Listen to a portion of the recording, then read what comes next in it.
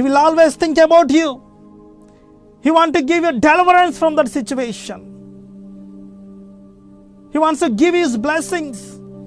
ఆయన నీకు ఆశీర్వాదాలు ఇచ్చి ఆయన పైకి లేపాలనుకుంటున్నాడు.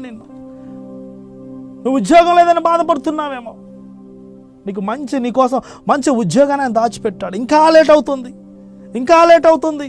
నేను ప్రార్థన చేస్తున్నాను, నేను ప్రతి ఆదివారం చర్చికి వెళ్తున్నాను, ఉపవాసం ఉంటున్నాను, దేవుడు నా జీవితంలో కార్యం చేయట్లేదు. ఎందుకో? చేయవలసినటువంటి సమయం రాలేదు. నిరీక్షణ కలిగి జీవించు, యథార్థత కలిగి జీవించు. God can do that thing. He can solve your problem, but you have to strong determination upon the Lord Jesus Christ. ఆయన మీద దృఢ సంకల్పం నువ్వు కలిగి ఉండి నువ్వు జీవితంలో ముందుకు పోవాలండి. అప్పుడు దేవాతి దేవుడు నిన్ను ఖచ్చితంగా నీకున్నటువంటి సమస్య నుంచి నిన్ను విడుదల కలుగచేస్తాడు. ఆయన గురించి ఆలోచిస్తున్నాడంట. ఆయన గురించి